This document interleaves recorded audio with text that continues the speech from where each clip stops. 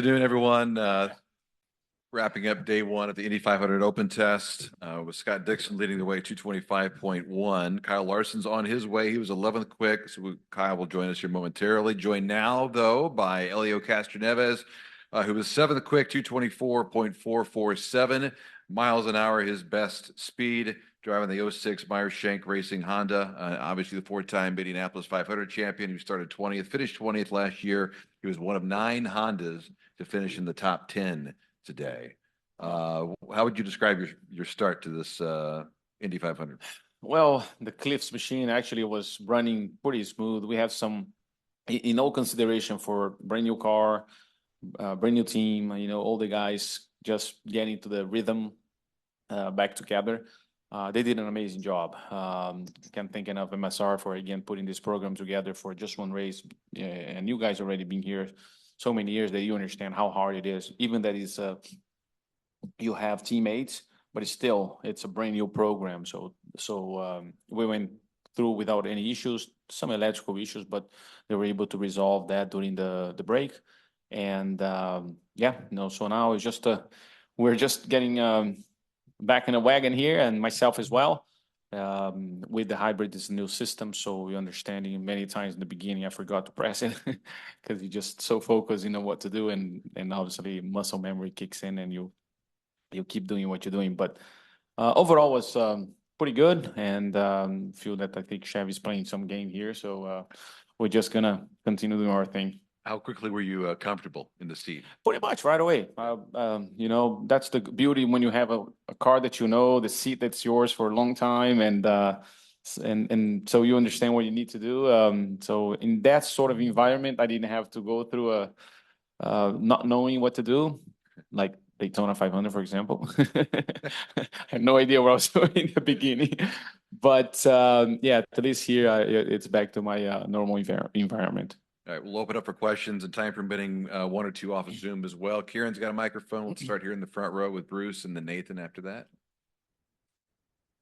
You've worked with drivers that use the hybrid, but this is the first time that you got to use it. So did you notice the weight difference? We had some moments out there. I'm not sure if it was the weight or not. Watching some Pete race and some other race in the comments, what they did on the road course, maybe that's what I was feeling. But we quickly make some adjustments in the car. You just got to continue doing, changes and improving what we feel is best. The only thing now is finding when to deploy and when to recharge and things like that. This morning when we had the bullpen, some drivers like Alexander Rossi said the hybrid doesn't give any boost, and other drivers said they felt a significant boost. So what did it feel like to you? No, I felt the difference. No question. I think it's when I tested here a long time ago, October was a 0.7 mile an hour. So yeah, it's not like 10 mile an hour, but it is something, right? It definitely can move you a lot of roads if you need it. Nathan? Elio, did you say that you are using a brand new car for this month of May this year? Correct. Okay. Was there anything to that? You guys just wanted to try a brand new car after last year, or what went into that decision? If I'm not mistaken, you better ask Mike, but I think we're about to retire that car that we won Indy 500. They did many other ones, and it's about to, move on and get something new, and this is the opportunity to do now. Gotcha. Thanks. Who else in person? Chris, and then David after that. Elio, you mentioned you were comfortable in the car right away. Is it just the years of experience you've had? It's like, oh, I've done this before, or was it something else that certainly quickly? Helps, no question, as I said. But again, you can just go out there, just you understand what you need to do, the getting used to the speed. Today, like as I said, we have the hybrid now, so we're getting used to that. So all of the things, using the experience to adapt quicker helps. But every time I started here a month, it's always, reset button, start from scratch and keep moving forward. Thanks. Thanks, Chris. Let's go to David Land and then back to Bruce for follow-up. Yeah, Elio, obviously a new partnership with the team this year with Ganassi. What was it like to have the expertise of Scott Dixon Alex Palou in your corner Yeah. today. We still haven't had a chance to talk yet. However, speaking on the side of the team, definitely you'll see the improvement. Both cars, 66 and 60, were able to have incredible qualifying and races as well. They show a very strong performance. And and I noticed just working behind the scenes in St. Pete and Thermal, didn't go to Long Beach, but interacting with engineers, you can see the just a different style. I think with Andretti was great all those years together. They have their own fundamental and ways to work, and now you just adding to another group, and for us it's been great. That definitely a lot of work in off season to adapt to their system, but as of right now for me is the same. So we just but so far so a great partnership. And just evaluate the new add to the team, Marcus Armstrong, real quick. What's it been like to work with him? Yeah, it's been great. He's a young talent as well. Along with Felix, not young as much, but Felix is still showing incredible speed, and super happy with both guys. You know, in this case, it's Hello and Dixon that get to work with Castroneves. Ah, my man. See? Hold on, let me put you the money here. All right, one more question for Alec. In your long and illustrious career, you've had rain delays, you've had weepers, you've had a variety of things that have happened. And last year, racing at night, 8 o'clock.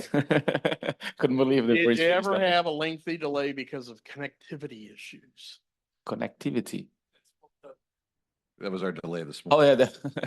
No, they couldn't connect race control. Hey, Whatever. Yeah, no, that was the first one, but I'm glad they fixed it. But were you getting a little bit Yancey there, wondering, hey, what's going on? When are we going to start this? No, it just, yeah, I'm sure they would adjust like they did with the time, and yeah, it didn't hurt the program yet so far that I understand. Get a good night's sleep. See you back here tomorrow. I'll be here. Thanks, Elio. Thanks, guys.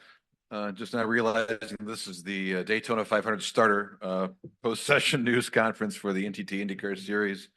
As Kyle Larson also joins us, who finished 11th quick on the speed chart at 223.430 miles an hour, returning for his second 500, driving the number 17 HendrickCars.com, Arrow McLaren Chevrolet. Last year, as you may recall, he started 5th, finished 18th, 11th on the speed chart so far. How would you describe your return to IMS thus far? Yeah, no, it was good. Good to get back behind the wheel. You know, it doesn't seem like that long ago, and figured it would feel normal when I got back in, but it definitely took some getting accustomed to. So it's honestly good to go through the ROP. I feel like it'd be hard to commit to wide open anyways. The first couple laps, but yeah, still just trying to get the hang of it. It definitely, I feel like, and I haven't talked to any of the teammates yet, but I feel like it feels a little different, kind of handling wise this year. I don't know if it's the hybrid stuff and the weight of that or what I'm feeling, but it feels a little different. So not quite the same balance that I had last year. So just got to kind of think through that and how, you want to adjust to it if you want to get to a point like you were last year or not. So yeah, but overall I felt comfortable, but still, a little rusty on things, small detail things, hitting buttons and trying to really, get the dash set up to where, it processes quick to my eyes and brain and little details like that. So good to get all that out of the way today, and hopefully, tomorrow will go smoother. I was gonna say the beauty of this year versus last year, we got rained out the second day. You come back tomorrow, you got some time to think about it and refresh for another day tomorrow, right? Yeah, absolutely. I think, anytime you've got a night to sleep on anything, you'd usually come back a little more comfortable the next day. Yeah. So I'm sure that'll be the same for the team as well. So we had a lot of kind of radio communication issues on the box and a couple different, engine things happening. So, all stuff you probably expect, first day. First day. Questions for Kyle Larson. We'll start here in the front row. Nathan, Bruce, and we'll work around after that. Bob, after that. Go ahead, Nathan. Hey, Kyle, I know coming into your debut 500 last year, you were doing lots of simulation work. You had some on-track tests that you went through even before we got to the month of May. Can you kind of tell us a little bit of since last May, what kind of work or what things have you done before or between May, at the end of May last year and late April over these last 11 months to prepare yourself for 2025? Yeah, nothing, really. Uh, yeah, nothing at all. I didn't do any sim stuff. They have a new steering wheel, so I got molded for that. That's about all that I've done Indy related. So yeah, I mean, it's pretty, you have so much track time here that you kind of can build into it anyway. So, maybe if I got in the sim, buttons and all that would have been a little bit, easier to kind of set up the way I wanted. But like I said, you have enough time here that I don't really feel like it's that necessary. And then the overall like sim, car balance, I think for oval stuff, it doesn't relate to real life. So I think a lot of times you can just trick yourself in there. So even on the NASCAR side of things, I don't really use the sim. So yeah, I didn't do anything, but it's gonna be plenty of track time to figure it out. I know you made some comments earlier in the year about feeling like this was maybe a 2-year chapter for you in terms of trying to compete in the double and do the Indy 500. Is that something that you feel like is set in your mind or set in your team's mind in terms of this being the last time you might do the 500 for a while, or is that still up in the air? I don't know. I haven't really had like a sit down discussion with anybody about that. So I don't know. I can't really fully answer that. In my head, yeah, I'm going into this thinking it's at least for the time being in the near future the final Indy 500. But I am still young, and I mentioned on Dale Jr.'s download thing that maybe someday when I'm not full time Cup and I can really devote all my mind to Indy. I'd like to do it again. But we'll see, if I happen to win the Indy 500, I probably just ride off in the sunset too. But I don't know. It's such a cool event. I think it once you run it enough, I think, and you'd probably have a lot of FOMO and want to come back. So it's hard to fully answer that right now. Bruce. The hybrid's new for you. What do you think of it? Did you notice it? Did you feel it? What were the things that surprised you about it?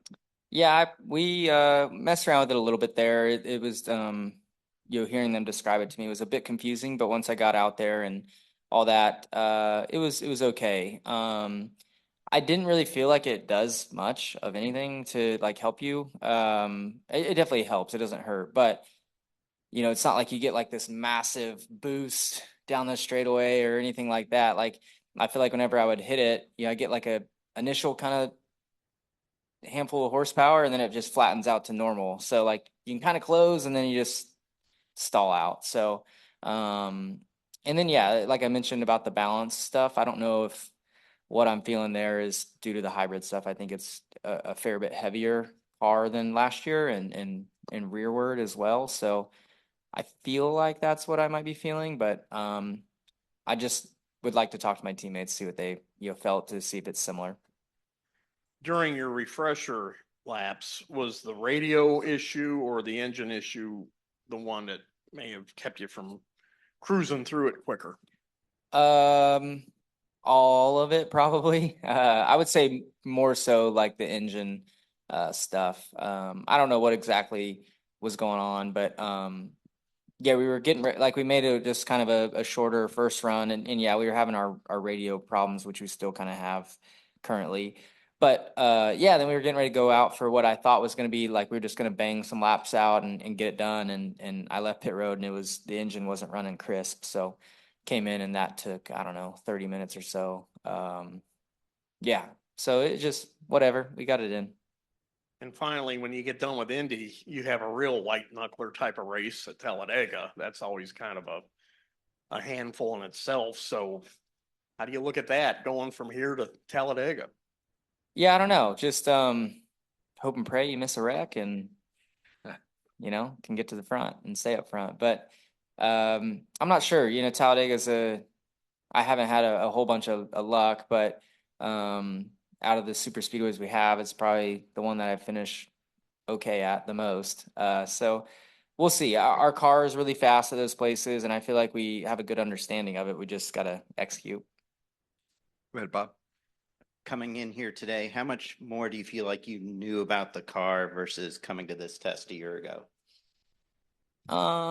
Yeah, I think just a little less anxiety probably of the unknown of what to expect. You know, I still think there was definitely things I didn't fully know what to expect on. You know, it is a little different car with the hybrid system, so there was things that I didn't know. But you know, just getting laps last year, I think IndyCar feels like an IndyCar, and you can get somewhat of the speed. So, but yeah, I think you know the open test. It's like I feel like you know for the month of May when you come here, it's like everybody kind of builds into bigger pack running and stuff. Where like today it was like everybody's out there pack, you know, in a pack. So you kind of got to get your mindset like up to speed a little quicker than I guess I was expecting, but it's still all good to get there. But yeah, I don't know. Still a bit rusty I felt out there, but it's good to sleep on it tonight. And I don't know during the long wait to get in the car whether you saw NASCAR announce the All-Star rules today, the format. Did you see where it's 250 lap race and 100 break at lap 100, and then between lap 101 and 220, they're going to let Marcus Smith throw a caution whenever he wants without telling you when it's going to be. Yeah. So I'm curious what your thoughts are on it. I don't know. I did read it just quickly once, and I don't know. It sounded about normal, you know, gimmicky all-star race. So it is what it is. Like you kind of come to expect that with the all-star format. So I don't mind it. And it's such a oddball rule that, you know, I hope that the core fans aren't, which I'm sure they're probably mad, but aren't like thinking this is something we're going to adopt, you know, every week. Because I'm sure we won't. Chris? Kyle, with all the different competitors you've raced against, you know, midgets and sprint cars, NASCAR here, is it difficult to keep in your mind the different tendencies that certain drivers have when you're racing around them at 200 miles an hour, or however fast you're going at any other track you're running on? I don't know. I think if you're at a track other than Indy, maybe it would show up a little bit more. But Indy's a pretty straightforward kind of track. I think that the thing that like I'm still trying to get used to when I'm out there is like I don't know what the common courtesy is as far as you know little things is you know like blending onto the racetrack if you're trying to get into a pack and all that sort of thing. So I hope I'm not making people upset when I'm out there like trying to blend in and going slow. I just don't really know what to do. So there's that side of things. Like you know, it's all stuff that you get used to when you do it often.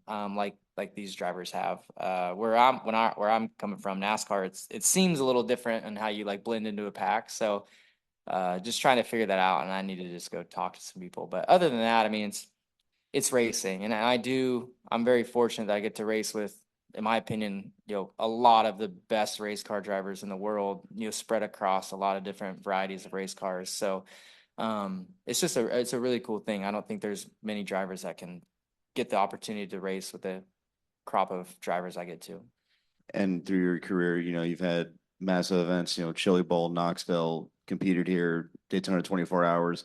What's next on the Kyle Larson racing bucket list tour? Yeah.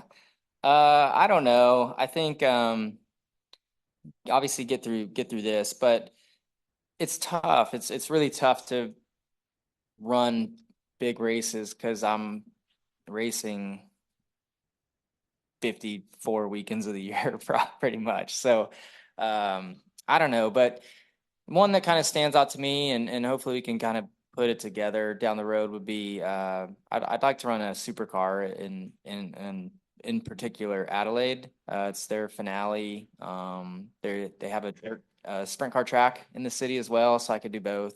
So I would like to do that. There's been some conversations, so we'll see where it kind of goes. But for right now, it's hard to like look that far ahead because I got Indy, which is a big deal right now, and yeah, we're pretty ingrained in the Cup season as well. Kyle, there's a water to your left if you want it. Tony, go ahead. We got time for one or two more. Tony. Obviously, Fox is blowing up IndyCar right now. The first 3 races, there's been a lot of momentum, a lot of promotion from Fox. Have you felt that on the NASCAR side, and have a lot of your NASCAR colleagues shown a little bit more interest in you running the 500 this year? Have you had those conversations with other drivers inside of the Cup paddock? Not yet. I think probably after this open test, I think that when you're not or when you're fully into NASCAR, it's hard to see outside of it. So I doubt many of them even knew that the open test was coming up. When you think of Indy, you think of May, and we're not in May yet. So I haven't really had anybody talk to me yet, but I'm sure after this open test and cars on track, getting to Talladega this weekend, people will have lots of questions and start getting excited about it. It's kind of a quick follow-up to what Chris said. You told me last year you didn't know who you were around, right? When you're in a Cup car, you can see the sponsor and the number. Did you feel like you knew who you were around today? And did you remember back to last year, like, okay, I've driven behind this guy before. I can kind of trust his tendencies. Did you feel that more today?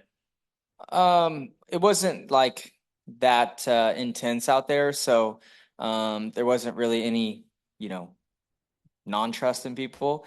But, I felt like I recognized names a little quicker and easier than I probably would have day one of the open test last year. So, but it was so hard to hear, on my radio anyway. So it was kind of hard to know where people were, how far back they were, who was coming, all that sort of stuff. Cool. Thanks. One in the back row. Go ahead. So Kyle, this is your first time coming back here since getting to experience the 500 for the first time, but also getting to win the Brickyard 400. Does that change kind of your appreciation or the way you look at this track, getting come back here as a veteran, but also a winner at this track? Yeah, I don't know. I just, I don't know. I didn't, because I'm here in an IndyCar, I don't feel like it's a totally different environment. So I haven't really thought about the Brickyard and winning that. So, but no, I mean, it is, it's great to know that I've won here on the oval, and it would be even neater to win in IndyCar now. But, yeah, that Brickyard 400 was one of my most special wins for sure. Just getting to win at an iconic venue like this with all the history between everybody who's raced here and won here. So, yeah, it was an awesome experience, and you're looking to add to it, hopefully, next month. Last call. Anyone? David? Wrap us up. You mentioned the process of knocking the rust off throughout the day. It looked like you were getting more confident in traffic as the day went on. Just kind of describe that process of kind of reacclimatizing yourself to the speed of an Indy car. Yeah. Yeah, so like I mentioned earlier, the ROP it's funny, for guys who've done it, racing this race 10 plus years, but for me, I actually, and I'm curious what they think too. I'm sure that, they probably enjoy not having to go wide open right away. So yeah, it was nice to build into it. And then, but once you kind of break through that barrier of running wide open for a full lap, everything kind of slows down quickly, and you can trust everything a little bit better. But then, yeah, once you get in traffic, just kind of feeling the runs in the air and all that is a challenge. My balance wasn't where I would have liked it to be. So that made traffic really tough for me. I couldn't really be close to anybody. I felt like we got a little bit better there at the end, but I think that was more the track temp probably coming down. So yeah, that's an area where I think we need to work quite a bit on is the traffic balance, which I'm sure everybody probably would love to be, perfect in traffic, but that's hard to do here. So, but we'll see. Like I said, we'll go back and have a debrief with the teammates, see what they felt, see if anything what I'm feeling is similar to what they are. I would imagine it probably is, and yeah, talk through it and just try and get better as a team and just communicate well. We're glad you're back. Get some sleep. Think about it. See you back here tomorrow morning. Yeah. Thanks.